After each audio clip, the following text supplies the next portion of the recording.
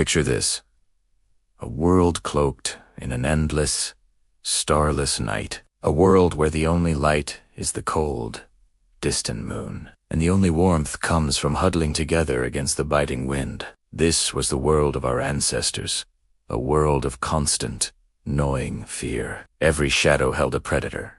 Every rustle of leaves signaled a potential end. For millions of years, humanity was not the master of its domain, but just another creature of the day, forced into hiding when darkness fell. But on one fateful night, everything was about to change. This is the story of how a single spark didn't just light up the darkness. It ignited the very soul of humanity and set us on the path to becoming who we are today. Imagine a small clan of early humans, perhaps Homo erectus, huddled in a shallow cave. The sun has long since vanished, and the temperature is plummeting. The young shiver, clinging to their mothers. The elders stare into the oppressive blackness, their ears straining to catch the sound of a stalking saber-toothed cat or a giant cave bear. Their world is small, confined to what they can see and touch in the daylight. The night is a terrifying, unconquerable monster. Food is scarce, hunted and gathered during the fleeting hours of light. Life is a brutal,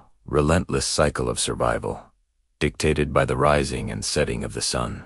There is no art, no palasopi, no grand future, only the next meal, the next sunrise.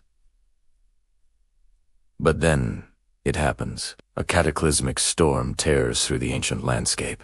Lightning, a terrifying spear of celestial fire, splits the sky. It strikes a great dead tree at the edge of their clearing. It doesn't just splinter the wood, it sets it ablaze.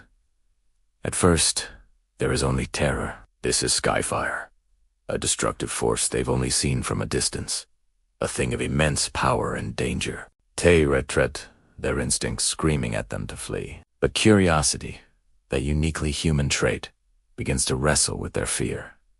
A brave few creep closer. They feel something they've never felt before, a profound, radiating warmth. Not the fleeting warmth of the sun, but a steady, comforting heat that pushes back the gnawing cold. The fire crackles and spits, a living, breathing entity. Its light dances, pushing the suffocating darkness away, creating a circle of safety. The shadows that once held monsters are now banished. For the first time, they can see each other's faces clearly in the dead of night. The fear in their eyes begins to be replaced by something else. Wonder. One individual, driven by a spark of genius, or perhaps just reckless courage, reaches out with a long, dry branch. He nudges a glowing ember that has fallen from the main fire. It clings to the wood, and as he lifts it, a small flame licks into existence at the end of his stick. It's a miracle. He hasn't just witnessed the skyfire, he has captured a piece of it. He holds a miniature sun in his hands. This is the pivotal moment, the transfer of power from the heavens to human hands. They haven't just found fire. They've begun to control it. The implications of this discovery unfold with breathtaking speed.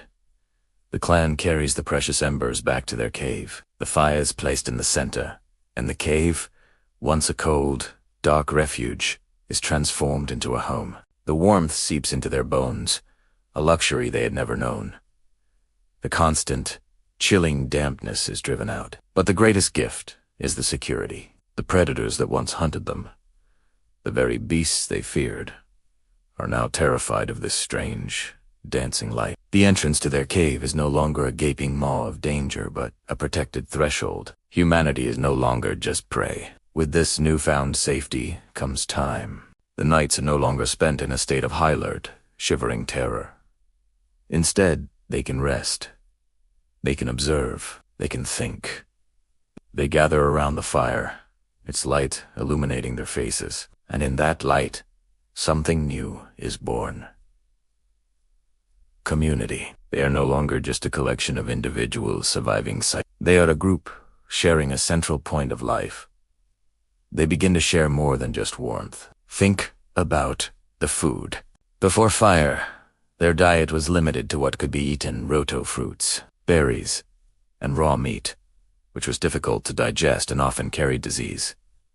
Now, They could cook. An accidental drop of meat onto the hot embers would have filled the cave with an irresistible aroma. The first taste of cooked food was a revolution. Cooking not only made meat and tough plants easier to chew and digest, but also unlocked a massive surplus of new calories and nutrients. This surge in energy didn't just make them stronger, it fueled the growth of their most important organ.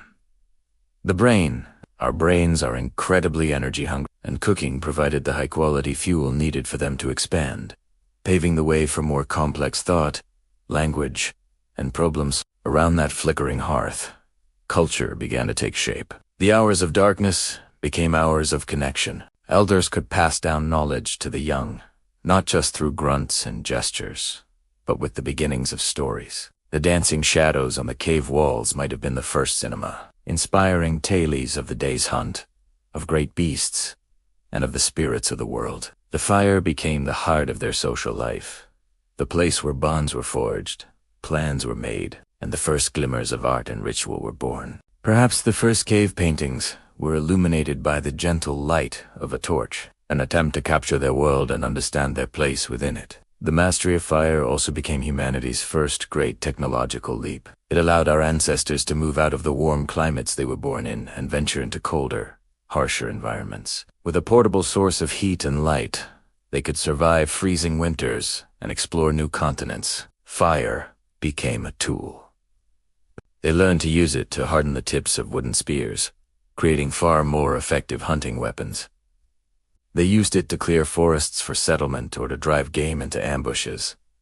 Humanity was no longer just adapting to the environment. We were beginning to shape it to our will. From that one singular night of discovery, a chain reaction was set off that propelled us down the path of civilization. That small, controlled flame in a cave grew into the blacksmith's forge, which created the tools that built our first cities. It became the engine of the Industrial Revolution, powering the steam trains and factories that connected and built our modern world. It is in the engine of the rocket that took us to the moon, carrying a flame, a descendant of that first spark, into the cold darkness of space. Every time you turn on a light, start a car, or cook a meal, you are tapping into the legacy of that incredible night. It was the moment we stopped being creatures of instinct, ruled by the cycles of day and night, and started becoming masters of our own destiny. We took the most powerful and feared element in nature and made it our greatest ally. It gave us warmth, light, safety,